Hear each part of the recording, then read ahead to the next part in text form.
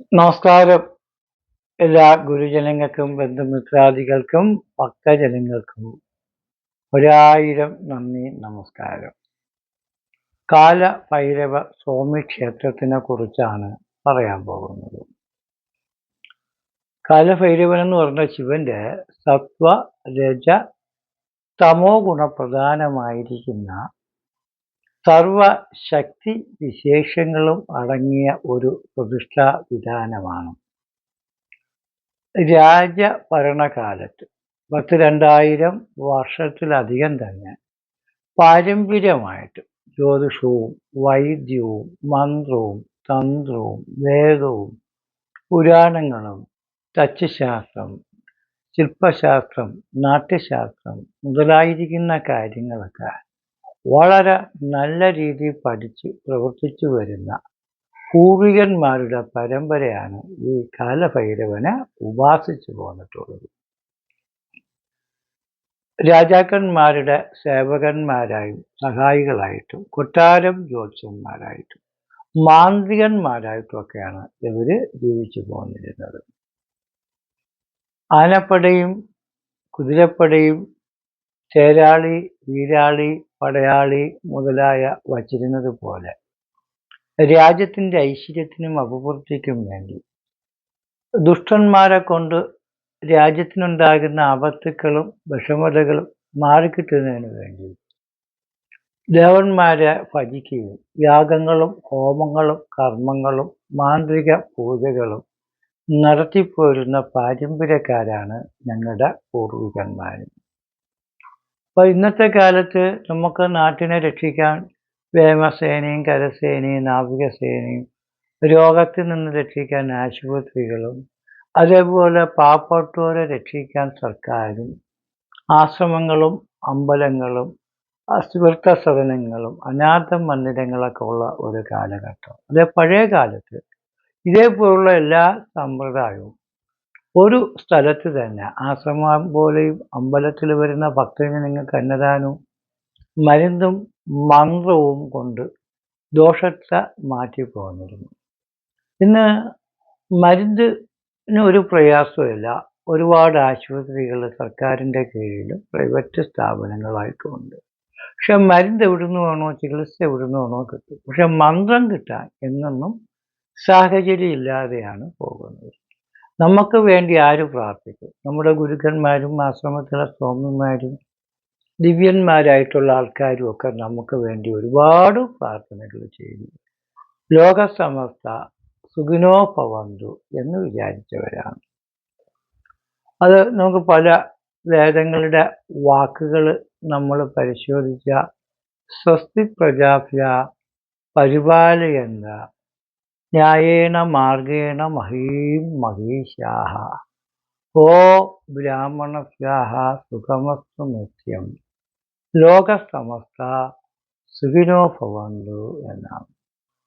അപ്പോൾ നമ്മളെ പ്രജാപതിക്കും പ്രജകളെ ഭരിക്കുന്ന ആൾക്കാർക്കും സ്വസ്തി പ്രജാഭ്യ പരിപാലയന്ത, ഇതിനെയൊക്കെ പരിപാലിക്കുന്ന അധികാരികൾ, ഉദ്യോഗസ്ഥന്മാർ, രാജാക്കന്മാർ, ഇന്നത്തെ കാലത്ത് മന്ത്രിമാർ, ഭരണ നേതൃത്വമുള്ളവർക്കും ന്യായേണ മാർഗേണ അവർക്ക് ന്യായമായ രീതിയിൽ നല്ല മാർഗത്തിൽ കൂടെ രാജ്യത്തെയും ജനത്തെയും സംരക്ഷിക്കുന്നതിനും അതുപോലെ അവരെ നിലനിർത്തുന്നതിനും അവർക്ക് വേണ്ടിയുള്ള എല്ലാ കാര്യങ്ങളും വിദ്യാഭ്യാസം, ആരോഗ്യം, വീട്, ധനം, ജോലി ഇതൊക്കെ കൊടുത്ത് രാജ്യത്തെ രക്ഷിക്കുന്നതിനും സമൂഹത്തെ നല്ലതാക്കുന്നതിനും ഗോ ബ്രാഹ്മണസ്യാഹ സുഖമസ്തു നിത്യം, ഗോക്കൾക്കും ബ്രാഹ്മണർക്കും സുഖം കിട്ടുന്നതിനും നിത്യസുഖം കിട്ടുന്നതിനും, ഗോക്കൾ എന്ന് പറയുന്നത് നമ്മുടെ സമ്പത്താണ്.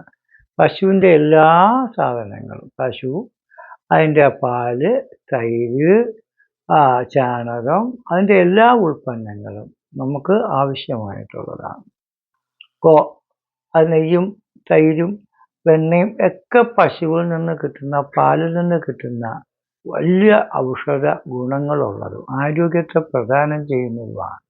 ഇന്ന് പാല് കഴിച്ചുകൂടാ, തൈര് കഴിച്ചുകൂടാ, നെയ്യ് കഴിച്ചാൽ കൊളസ്ട്രോൾ കൂടും, നെയ്പ്പായസവും നെയ്യപ്പം മുതലായ കഴിച്ചുകൂടാ എന്നൊക്കെ ആധുനികന്മാർ പറയുന്നുണ്ട്. ഇത് കഴിക്കാത്തത് കൊണ്ടാണോ എന്തോ നമുക്ക് ആരോഗ്യം നശിച്ച് രോഗികളായിട്ട് പോകണത്. നമ്മുടെ അപ്പൂപ്പന്മാരും പൂർവികന്മാരും പാലും തൈരും അതേപോലെ പാൽപ്പായസവും നെയ്പായസവും പഞ്ചസാരയൊക്കെ ഉപയോഗിച്ച് നല്ല രീതിയിൽ 100 വയസ്സ് വരെ ജീവിച്ചിരുന്നവരാണ്. അവർക്ക് ഇതേപോലുള്ളതായ വലിയ മാരകമായ അസുഖങ്ങളും അസ്വസ്ഥതകളും ഉള്ളതായിട്ട് തോന്നുന്നില്ല. പണ്ടും അസുഖങ്ങളുണ്ട്, അതിന് വൈദ്യമുണ്ട്, മന്ത്രശാസ്ത്രവും അതേപോലെ ഔഷധശാസ്ത്രവും വൈദ്യശാസ്ത്രവും ഒക്കെ കൊണ്ട് ജനങ്ങൾക്ക് നല്ല സുഖം പ്രാപിച്ചു വന്നിട്ടുണ്ട്. അങ്ങനെ ഗോക്കക്കും ബ്രാഹ്മണർക്കെന്ന് പറയുമ്പോൾ ഈ ലോകത്തുള്ള സമസ്ത ജനങ്ങൾക്കും നല്ലത് വരണമെന്ന് പ്രാർത്ഥിക്കാൻ ആരുണ്ട്? അതിനുവേണ്ടി രാജാക്കന്മാരുടെ കാലത്ത് തന്നെ യാഗങ്ങളും ഹോമങ്ങളും കർമ്മങ്ങളും ഒക്കെ ചെയ്യുന്നതിന് വേണ്ടി പ്രത്യേകം ഈ ബ്രാഹ്മണർക്ക്, കാരണം അവർ വേറെ ജോലിക്ക് പോവാനോ പഠിക്കാൻ പോവാനോ ഡോക്ടറോ എഞ്ചിനീയറോ ഒക്കെ ആയ ഒരു വലിയ സമ്പന്നന്മാരായിട്ടൊക്കെ ജീവിക്കുന്ന ധാരാളം ബ്രാഹ്മണന്മാരുണ്ട്. അവരിത്രയും കഷ്ടപ്പെട്ട് ഋഗ്വേദവും യജുർവേദവും സാമവേദവും അഥർവേദവും തന്ത്രാദികളും പൂജാദികളും അതേപോലെ രുദ്രം ചമകം മുതലായിരിക്കുന്ന കഠിനമുള്ള മന്ത്രങ്ങളും ജപങ്ങളും ഒക്കെ വശത്താക്കിയാൽ ഈ സമൂഹത്തിൽ നിന്ന് ഒന്നും കിട്ടാറില്ല. അന്ധവിശ്വാസവും അനാചാരവും കൊണ്ട് ചവിട്ടി താഴ്ചയുള്ളൂ. എന്നാൽ ഇവർ പാരമ്പര്യമായിട്ട് ഇത്തരത്തിലുള്ള അനുഷ്ഠാനങ്ങൾ നടത്തിയിരുന്നവർ വേറെ ജോലിക്കൊന്നും പോകാതെ അവർക്ക് ആവശ്യമുള്ള സമ്പത്തും സൗഭാഗ്യവും ഐശ്വര്യവും അവർക്കും അവരുടെ സന്തതി പരമ്പരയ്ക്കും ഉണ്ടാകുന്നതിന് വേണ്ടി പഴയ രാജാക്കന്മാർ ഒരുപാട് സ്വത്തുവകകൾ കാര്യം ഒഴിവാക്കി കൊടുത്തിരുന്നു. അപ്പം അവർക്ക് ദാരിദ്ര്യമില്ല. മണ്ണിൽ നിന്ന് കിട്ടുന്ന ആദായങ്ങളും പശുവിൽ നിന്ന് കിട്ടുന്ന പാലും അതേപോലെ ആദായങ്ങളും ഒക്കെ കൊണ്ടാണ് ഈ ബ്രാഹ്മണ സമൂഹം പണ്ട് ജീവിച്ചു പോന്നിരുന്നത്. ഇന്നും അതേപോലെ തന്നെ ബ്രാഹ്മണർ ആർക്കും ഒരു ഉപദ്രവമോ ശല്യമോ ഒരു തീവ്രമായ വഞ്ചനയോ ചതിയോ ഒന്നും ചെയ്യുന്നില്ല. വളരെ സാധുക്കളായിട്ടുള്ള നല്ല സാത്വികന്മാരായിട്ടുള്ള സമസ്ത ലോകത്തുള്ളവർക്കും നല്ലത് വരുത്തണമെന്ന് പ്രാർത്ഥിക്കുന്നവരാണ്. എന്നാൽ ബ്രാഹ്മണരെന്ന് പറഞ്ഞാൽ ആരാണ്?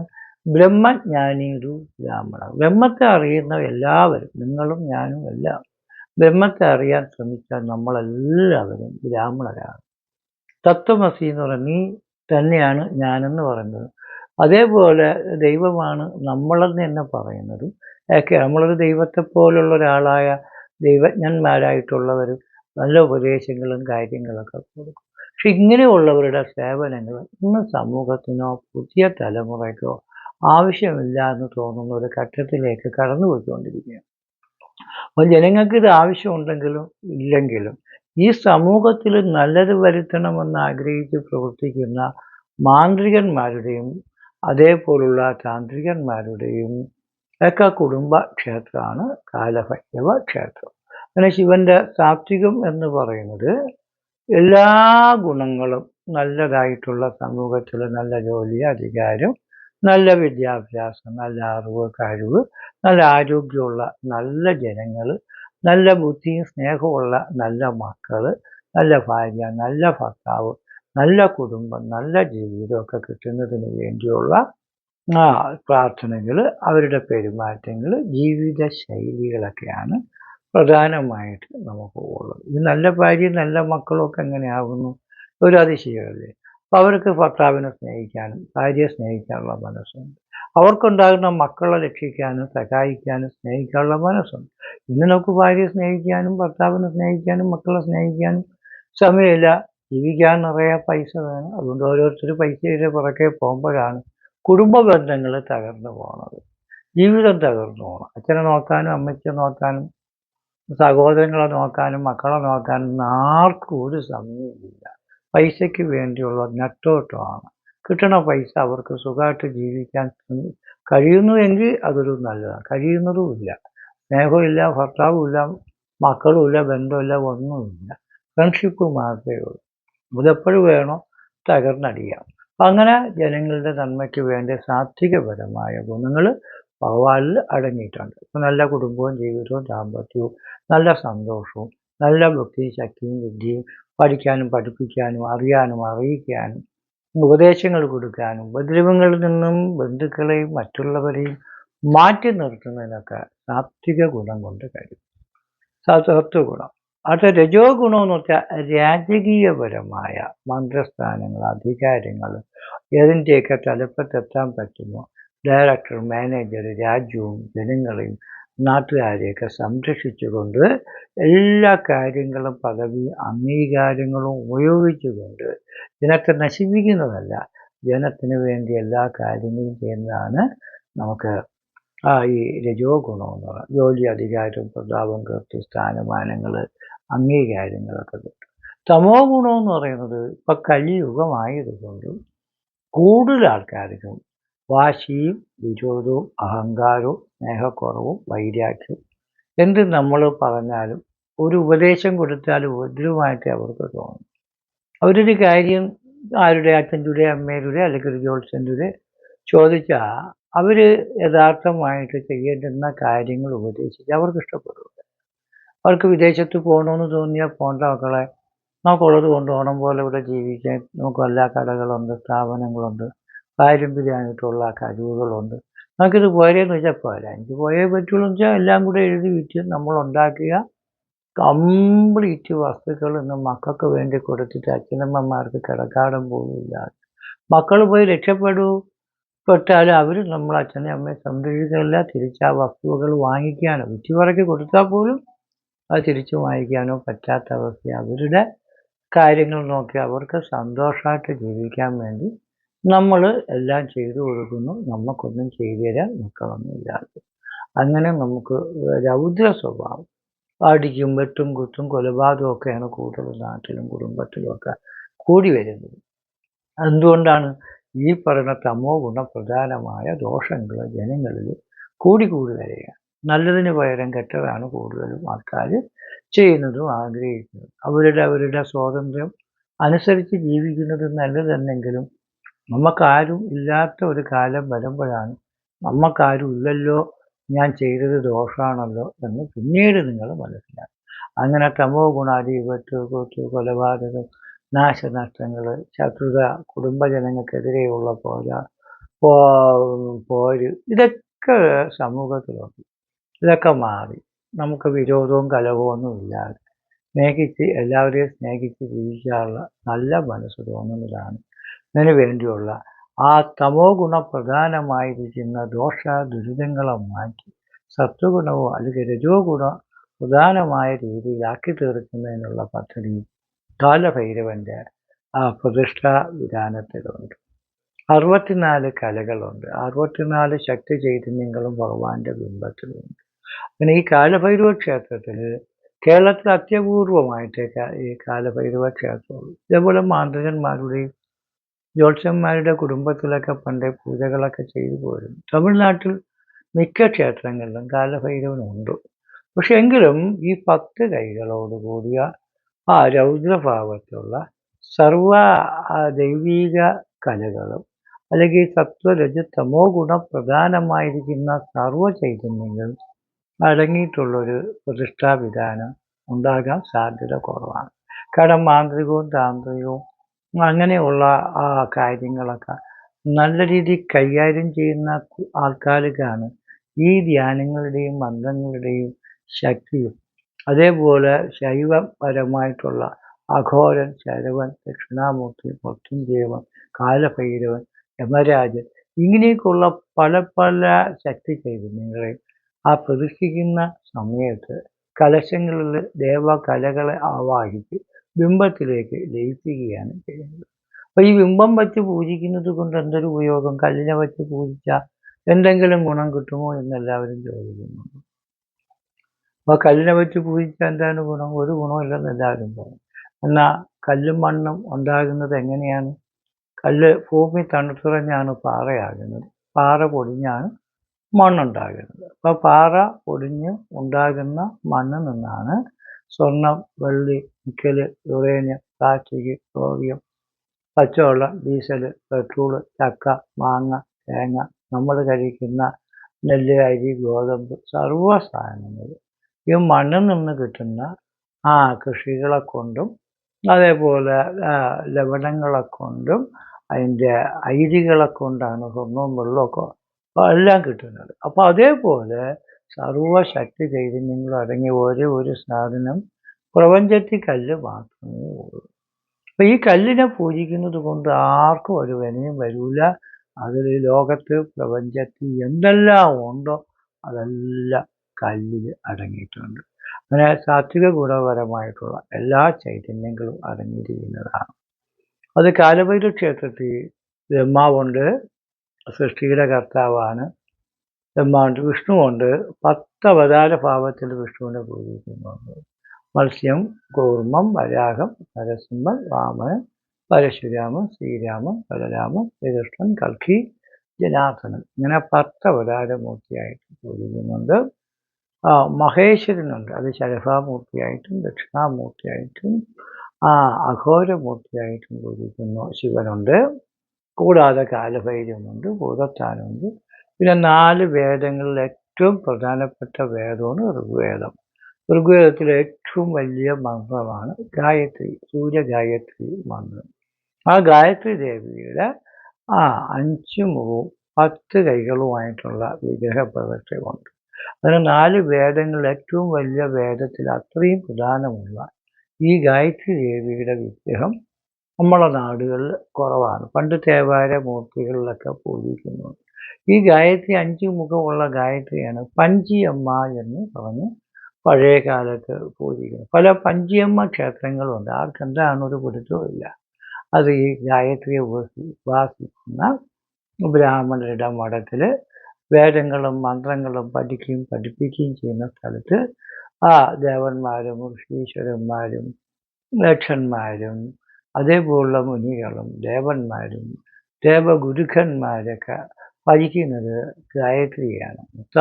വിദ്രുമഹേ മനീലതവള ഛായേർമുഖേ ശ്രീഷണൈക സിദ്ധാനം ധ്രുവത്തമകുതാം തത്വാർത്ഥവർണ്ണാത്മികാം സാവിത്രിം വരദാഭയാങ്കുശകശ ശൂലങ്കബാലങ്കുണം ശംഖും ചക്രഗദാരവിന്ദയുഗളം ഹസ്തൈർവഹന്തിം ഭജേ. ഇതാണ് ഗായത്രി ദേവിയുടെ ധ്യാനം.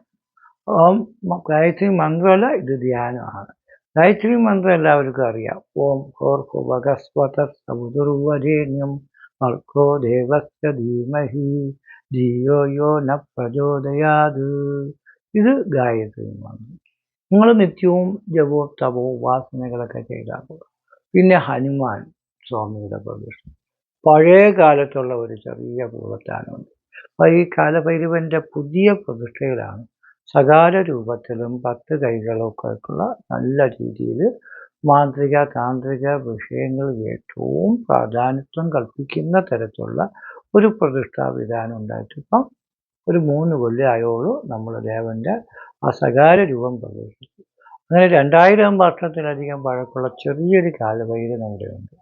ചെറിയ അങ്ങനെ ചമ്മണം കൂട്ടി കയ്യിൽ ഇങ്ങനെ നിന്ന പാത്രവും അങ്ങനെ അഭയ ഒക്കെ കൊടുത്തുകൊണ്ട് നിൽക്കുന്ന ഒരു പ്രതിഷ്ഠ അവിടെ ഇപ്പോഴും ഉണ്ട്. ഒരു ബിംബം ഉപേക്ഷിച്ചിട്ടില്ല. നവീകരിക്കുന്ന സമയത്ത് അതിനെ ഒരു ആലയത്തിൽ പ്രതിഷ്ഠ നടത്തിയിരുന്നു. പിന്നെ വീരഹനുമാൻ. പിന്നെ മൂലസ്ഥാനമുണ്ട്. മൂലസ്ഥാനം എന്ന് പറയുന്നത് പണ്ട് നമ്മുടെ അപ്പൂപ്പന്മാർ പൂർവികന്മാർ അമ്പലങ്ങളിൽ അല്ലെങ്കിൽ വീടുകളിലൊക്കെ പൂജയ്ക്ക് പോകുമ്പോൾ അവിടെ കാവ് അമ്പലം ആശ്രയൊക്കെ നശിച്ച സ്ഥലത്താണ് വീട് വച്ചിരിക്കുന്നത്. ആ വീട് വച്ചിട്ടുള്ളവർക്ക് വീടിൻ്റെ പണി തന്നെ പൂർത്തിയാക്കാൻ പറ്റാത്ത വിഷമത്തിൽ കഴിയുന്നവരായിരിക്കും പാലിയാച്ചിനൊരു പൂജയ്ക്ക് വിളിക്കുന്നത്. അപ്പോൾ ആ മണ്ണിലുള്ള ദോഷങ്ങൾ കുടുംബത്തിൽ വസിക്കുന്നവർക്ക് ദുരിതം ഉണ്ടാക്കുമെന്നുള്ളത് മനസ്സിലാക്കുമ്പോൾ ആ മണ്ണിലുള്ള ദേവന്മാരെ നമ്മളെ കാരണന്മാരെ അപ്പൂപ്പന്മാരെ ആവാഹിച്ചിന് കൊണ്ടുപോയി. കാരണം നമ്മളൊരു പൂജ ചെയ്ത് നമുക്ക് അരി വാങ്ങിക്കാനുള്ള പൈസ കിട്ടുമെങ്കിലും അവിടെ കിടക്കണവർക്ക് ദുരിതം ബാധിച്ച് വിഷമം വന്നാൽ അത് കർമ്മിയാണ് കൂടുതൽ കുറ്റപ്പെടുത്തുക. അതുകൊണ്ട് കർമ്മി ഇങ്ങനെ ആവാഹിച്ചു കൊണ്ടുവന്ന് നമ്മളെ കുടുംബത്തെ വലിയ പീഡത്തിൽ അങ്ങനെ ഒട്ടനവധി തറവാടുകളിൽ നിന്നും മണ്ണിൽ നിന്നും സ്ഥലത്ത് നിന്നും ആവാഹിച്ചുകൊണ്ട് വന്നിട്ടുള്ള പല ദേവന്മാർ ഇരിക്കുന്ന ഒരു മൂലസ്ഥാനമുണ്ട്.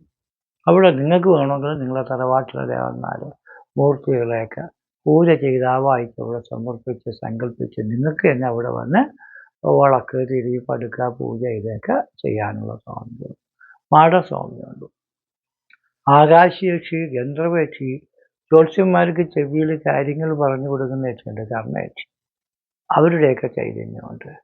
പിന്നെ ചാത്തസ്വാമിയുണ്ട്, കള്ള് കരിക്ക് മുതലായിരിക്കുന്നതാണ് ചാത്തസ്വാമിയുടെ വിശേഷ നിവേദ്യങ്ങൾ. അതൊക്കെ അവിടെ കൊടുക്കാറുണ്ട്. നിങ്ങൾക്ക് വേണമെങ്കിലും കള്ള് കൊണ്ടുവരാം, മദ്യം കൊണ്ടുവരാം, കരിക്ക് കൊണ്ടുവരാം.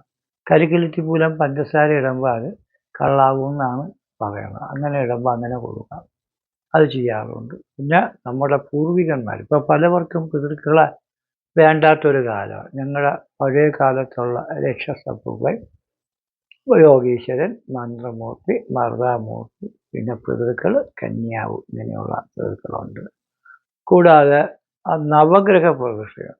പഴയ കാലത്തെ ജ്യോത്സ്യന്മാർ ഇവിടെ വലിയ വലിയ അത്യാധുനിക ഗവേഷണ കേന്ദ്രങ്ങൾ നാസ, ISRO, VSSC ഒന്നും ഇല്ലാത്ത കാലത്താണ് സൂര്യനുണ്ട്, ചന്ദ്രനുണ്ട്, ചൊവ്വയുണ്ട്, ബുധനുണ്ട്, വ്യാഴനുണ്ട്, ശുക്രനുണ്ട്, ശനിയുണ്ട്, 9 ഗ്രഹങ്ങളുണ്ട്, ഗുളികനുണ്ടെന്നൊക്കെ കണ്ടു. പിന്നെ ധൂമം, വ്യാധിപാതം, പരിവേഷം, ഇന്ദ്രചാപം, ഉപകേതു നിന്നുള്ള ധൂമകേതുക്കളുണ്ട്. ധൂമാദി സ്ഫുടങ്ങൾ ഗണിച്ച് ധൂമങ്ങളെ കണ്ട്. ഇപ്പോൾ ഷുമേക്കർ രവി വേഴത്തിപ്പണ്ട് പതിച്ചിരുന്ന സമയത്ത് കുറേ ധൂമകേതുക്കളുണ്ടെന്ന് ആധുനിക ശാസ്ത്രജ്ഞന്മാർ കണ്ടെത്തി. പക്ഷെ പണ്ടേ ഇതൊക്കെ നമുക്കുണ്ടെന്ന് നമ്മുടെ ജ്യോതിഷത്തിലുണ്ട്. അത് ജ്യോതിഷം പഠിക്കുന്നവർക്കും അറിയാൻ ശ്രമിക്കുന്നവർക്കും മാത്രമേ പറ്റൂ. ഇപ്പോൾ ചൊവ്വയുണ്ടെന്ന് കണ്ടുപിടിച്ചത് VSSC ഒന്നുമല്ല, പണ്ടത്തെ വ്യാഴനുണ്ടെന്ന് കണ്ടുപിടിച്ചത്. അന്ന് നമ്മളെ കലണ്ടർ ഉണ്ടാക്കുമ്പോൾ തന്നെ ഓരോ ഗ്രഹങ്ങളുടെ പേര് ഓരോ ആഴ്ചയ്ക്ക് വെച്ചു. അതേപോലെ നക്ഷത്രം 27 സമൂഹമായിട്ട് തിരിച്ചു. ഇതൊന്നും ഇന്നത്തെ ആധുനികന്മാർ ചെയ്തതല്ല. പണ്ടത്തെ പഞ്ചാംഗം നോക്കി സൂര്യഗ്രഹണം, ചന്ദ്രഗ്രഹണം വരെ കണ്ടുപിടിച്ചിരുന്നത്. ഇന്നും തിരുവോണം, അഷ്ടമി രോഹിണി, ശിവരാത്രി, അതേപോലുള്ള ദീപാവലി, ഇങ്ങനെയുള്ള എല്ലാ കാര്യങ്ങളും കണ്ടുപിടിക്കണമെങ്കിൽ ജ്യോതിഷം വേണം, പഞ്ചാംഗം വേണം. സർക്കാരിൻ്റെ ഗവൺമെൻറ് അസ്ട്രോളജറാണ് ഇതൊക്കെ ഗണിച്ച് സർക്കാരിനെ ഏൽപ്പിക്കുന്നത്. അവർ പഞ്ചാംഗം അല്ലെങ്കിൽ കലണ്ടർ പുറത്തിറക്കുന്നു. അപ്പോൾ ഇങ്ങനെയാണ്. അപ്പോൾ സൂര്യാദി സർവ്വഗ്രഹങ്ങളും, നാഗരാജാവ്, നാഗയക്ഷി, നാഗകന്നി, അങ്ങനെയുള്ള ദേവതകൾ, ഗണപതിയുണ്ട്, ശാസ്താവുണ്ട്, ശ്രീ മുരുകനുണ്ട്. മുരുകനൊക്കെ ഭയങ്കര ശക്തിയായിട്ടുള്ള, ഇതെല്ലാം നമ്മുടെ പൂർവികന്മാർ ഉപാസിച്ച് ദൈവസിദ്ധികൾ വരുത്തിയ ശിഷ്യന്മാരാണ്.